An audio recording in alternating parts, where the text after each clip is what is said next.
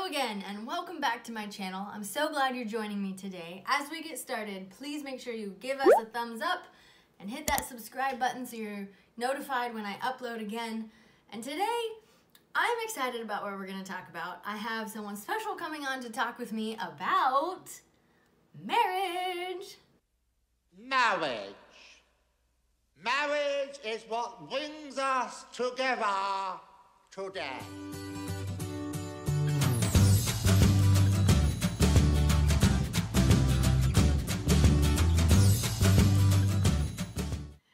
So my guest today is my very own husband, Jason Thompson.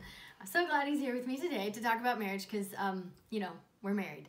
So tip number one, Jason, what would you say is the first tip we want to share as to what we have found has helped make our marriage healthy? I would say point number one is you need to be complete in who you are as an individual first. With Sarah and I being Christians, we would also add to that being complete in Jesus Christ. People sometimes come to a marriage and say, oh, he completes me, or oh, she completes me.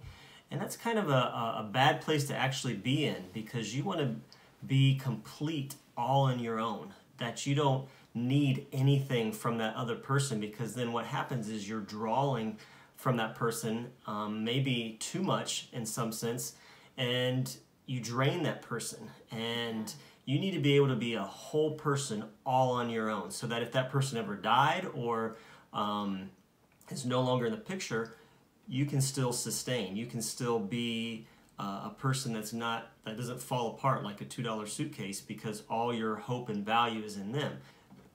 Sarah and I believe that comes through having a relationship with Jesus Christ. And maybe another way of looking at that is each person has an individual cup in their heart and in their emotions. And when that cup is full, which comes through passionately pursuing who God is and allowing Him to fill that cup, then that cup never is empty and needs to be filled. And it never needs to have the attention of another person, or have the affirmation of another person, or have the person do the right thing so that you feel good, because you already recognize that Jesus has already said the right things and has already done the right things. And when that encompasses your entire being and fulfills you, then you're not looking for that fulfillment through another person. And it makes the relationship a little more stable and less rocky, because if the spouse doesn't say the right thing to you in the morning, then all of a sudden the whole day's off. Or if the person just does one thing wrong, or they leave the toilet seat up for the millionth time again, then all of a sudden the day's just a mess. But when you have that fulfillment and joy in Jesus, there's a little bit more grace. There's a little bit more stability, because you're not always waiting for that person to say or do the right thing. Right, and that's not easy, is it? No. Like it's not like, oh yeah, I spent 5 minutes with Jesus, I'm good all day. And we're also not saying that you should be independent and never need love from your spouse, because you still need to communicate and love each other, right? But it's just that I don't need you every day to say the right thing so that I'm happy. Right. Point number one, be complete in Jesus and in who you are, so that you're not requiring so much of your spouse that you're draining them and they don't even have anything to give anymore. Right. So, tip number two that we want to give you is to value each other and to see each other of high value and of honor and respecting each other. I feel like as you get into marriage, you can get into this rut of you're so familiar with each other that you forget how valuable they are, and you just start seeing them as their faults, and you get annoyed and things like that. But if you can stop that train of thought and go into no, I value them for this, I value them for that. Right. This is an amazing person. Find the qualities that are amazing in them and remember those and think about those. And we all have faults, so let's just not even focus on those. Like, okay, they have those faults. How can I get over that? Because I'm full of Jesus. I don't need them to be perfect to have a happy marriage. Right. And I would say, to add to that, if you were to hold something that was extremely valuable. Like if you had the opportunity to hold the Mona Lisa, you would take great care. You would be like, oh, I don't want to lose this. I don't want to drop it. I can't believe they're letting me hold this, because it's a very priceless item. You want to treat your spouse like they're of most high value and very priceless, and that when you're talking to them, you just don't, spout off at the mouth. You want to choose your words wisely, because you don't want to hurt them. You run it through a filter. You see them as a human being. You see them as someone that's been through possibly a lot of life events with you and has shared life with you. And so you want to treat them very valuable. And also maybe to help with that is regularly wake up in the morning once a week, once a month, and just write down 50, 100 things you're thankful for. And put your spouse and your kids, and hopefully you can think of 10, 15 things each. And it kind of regularly helps you be thinking of, what am I thankful for my spouse, for my kids, for my coworkers, things like that. Yeah, and with valuing them, you'll be quick to forgive them. Right. You don't want to hold a grudge against someone that you treasure and that is important to you. And I feel like in the beginning of marriage, that's easy because you have all the butterflies and the lovey-doveys and like nothing can bother you. But as you get into regular life and things happen and stresses come and you get irritated, we need to be quick to forgive, because we value not just the person but our relationship too, and keeping that working together versus letting it get tumultuous. Right. So let's move on to tip number 3 that we have found has helped us grow in a better marriage, and that is dating. Continuing to date your spouse. A lot of times when people get married, they just kind of like, or maybe the guy is like, all right, I won the prize. I'm there, I've arrived. And we quit. I mean, we get busy with our jobs, we get busy with hobbies, and it's like you get into this routine of being married and you stop pursuing your wife. And pursuit of your special lady there should be forever, till you take your last breath. That dating continues all the way into old age, even if you both are in a nursing home, that you find ways to connect with each other and show each other that you care, whether it be the love notes, or whether it be sending flowers, whether it be going on dates. Try to get a weekend away every once in a while, just to keep the romance going. And don't just have that finish line like, all right, we arrived, we got married, now we can, the battle's not the right word, the adventure's over. You want to keep that adventure going and keep pursuing her heart. Right. Which can change, by the way, too, as far as their likes and interests. So you kind of got to keep figuring out what's going on in their life, and what was worked 10 years ago may not work necessarily. They may not be interested anymore. Things have changed. So yeah, that's true. It's like, we think that once you get married, the adventure's over, but it's really only just begun. Right. Because to really have a healthy marriage, it takes a lot of figuring stuff out and working through things and pursuing each other continually. Because we hear, we're not empty nesters yet, but we hear that if you don't pursue each other, if you don't know each other, by the time the kids leave, you'll be strangers. And so we've made it a priority to make sure we have time together, because life gets busy and you're just doing your stuff, and in order to work together, we have to know what's going on in each other's worlds. And I think this also leads into our 3rd tip, which is listening to each other and hearing each other's side. This one's a lot of communicating. Can be hard for the guys sometimes. Or a lot of listening, But I think this is key, and maybe more so for the woman than the guy in the marriage. But I think it's key for both, because as we encounter things, whether it's good events or hard events, we both are reacting and responding differently, and stresses affect us. And if we can't communicate those stresses with each other, then I feel like those are great opportunities to bring us together and walk through things together. But if we're not sharing and listening, then we're not doing it together. And going through tough times is painful alone. So if you're married and you can do it together and help carry each other's burdens, then it's so much better. And they even say that traumas bring people together. Like, you know, you're out camping and somebody breaks an arm, one of the kids, and y'all have to go to the ER and stuff. Things like that give you something to talk about later when it's over. It's awful in the moment, but when it's done, it's something that brings you together. So as long as we're communicating and listening, it can bring us together. And with that too, I think, you know, as we communicate through the things that annoy us, like, hey, honey, you know, I noticed, you know, it's your job to do the dishes, but this doesn't get done, and I'd really appreciate if you did this, because it would really make me feel like more at rest in the kitchen, or something like that. If we can communicate and listen, I think the listening is key, because if I'm not willing to hear what is bothering him about something I'm doing, then I'm breaking that communication, and we're not going to be able to work through it. Like, so we both, he needs to feel safe to share, or I need to feel safe to share to him, and we need to both know that what I share will be heard. Maybe it won't change right away, because we can't make each other change, but if we can at least say, hey, honey, hey, babe, what I'm hearing you say. Yeah, when you do this, this is how it affects me. And if he can say, oh, I hear you, I don't know if I can change that right away, but I will work on it, or I at least recognize this. And I love you, and I will, you know, and we don't want to be unrealistic. Hey, it's all about me. You need to do everything for me. Not that, but that give and take, and that I know that if something's on my heart, he will listen.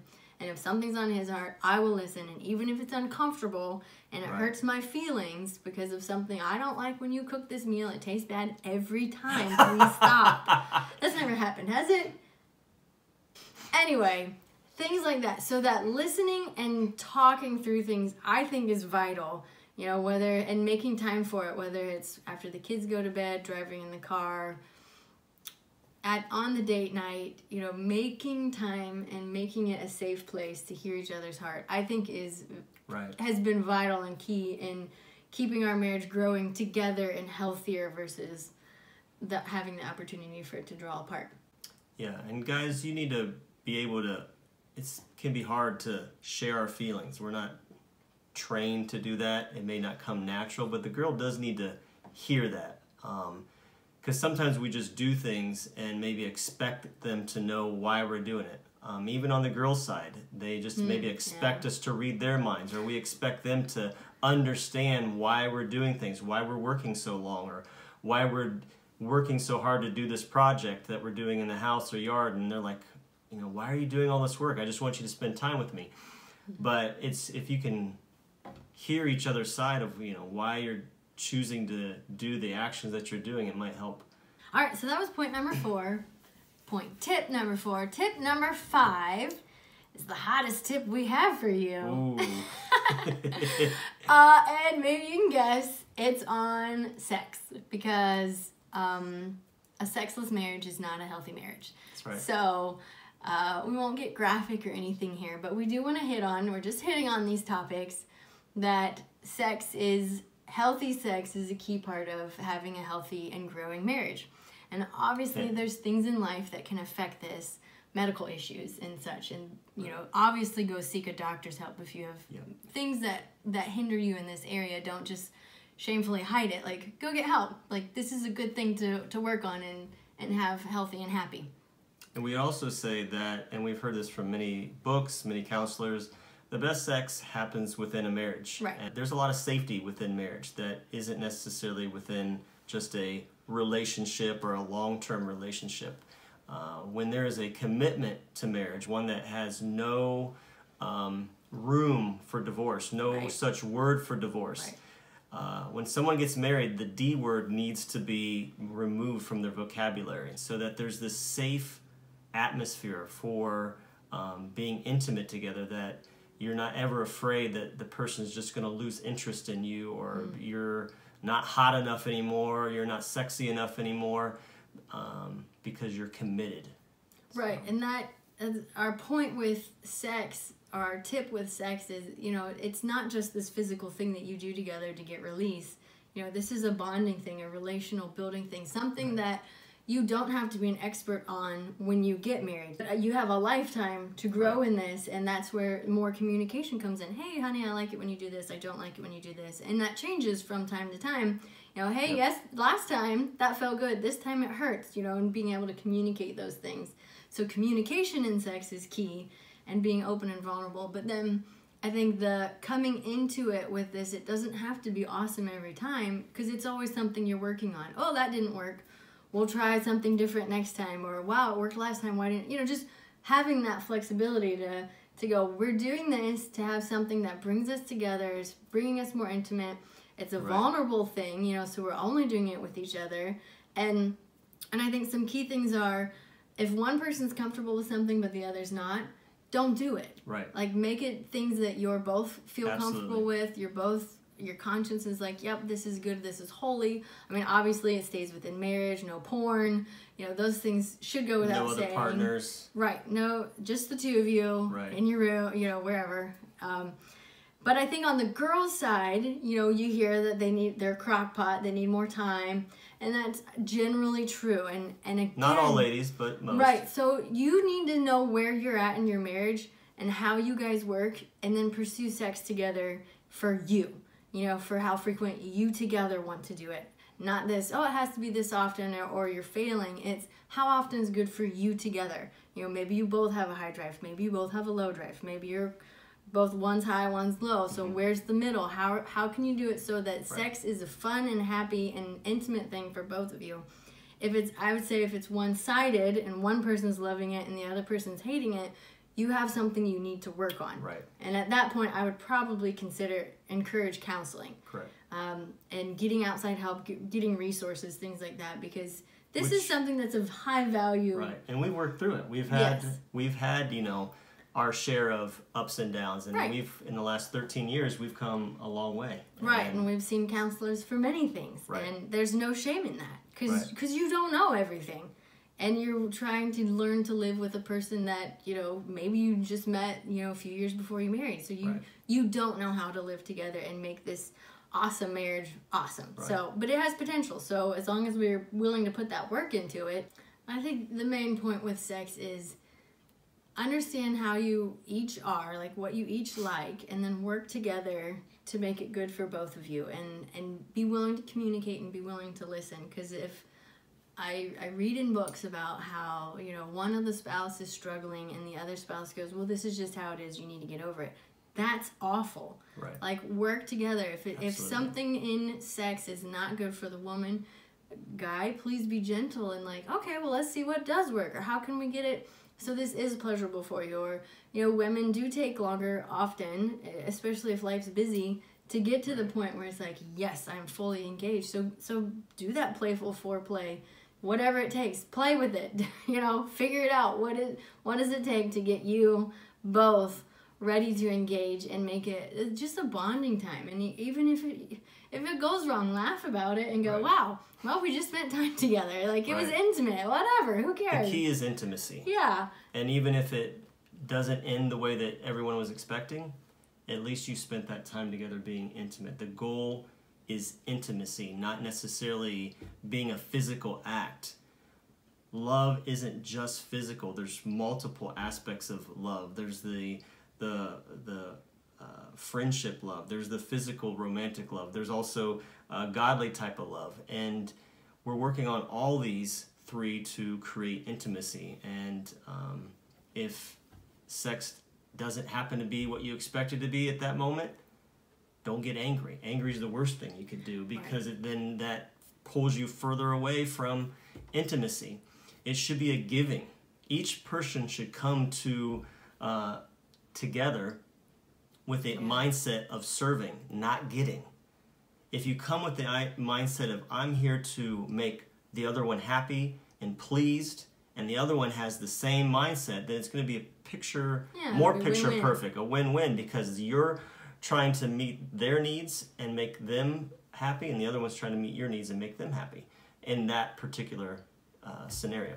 Yeah, so just as we wrap up this fifth point, I would say if when sex comes up in your marriage and it's either one of you has negative feelings towards it, get counseling, read books, this is something that is good, and I feel like in many people's eyes, it's been damaged. or the past, someone's past bringing into the marriage has Right. has harmed it. So don't be ashamed to get marriage counseling or find some good Christian books that will really give godly advice. Maybe I'll put a link to some of my favorites right now and below, so you don't get bad advice, because I feel like that's out there too. So I think that wraps up our 5 points. I think we covered all the things, at least for right now, that we feel are main points, tips that Right. we have found have helped us have 13 years of marriage, that we have a very positive outlook for the future, and really Amen. happy for the adventures Absolutely. we have yet to come. Absolutely. You know, we've hit the 7-year mark, the 7-year We itch. scratch those itches. Anyway, is there another one after 7 years? I don't know. Anyway, 13 years, we're still in it together. We love each other. We're committed to each other. And yeah, we're going to take life together, and it's going to be good. So hopefully this video has encouraged you and helped you see things that you can do to incorporate into your marriage to make it a little better, to make it a little more hot and happening, or whatever. But in all of this, our hope and goal is that in working on your relationship in your marriage, that it also helps point you to Christ, and this can be just another area of living fully surrendered.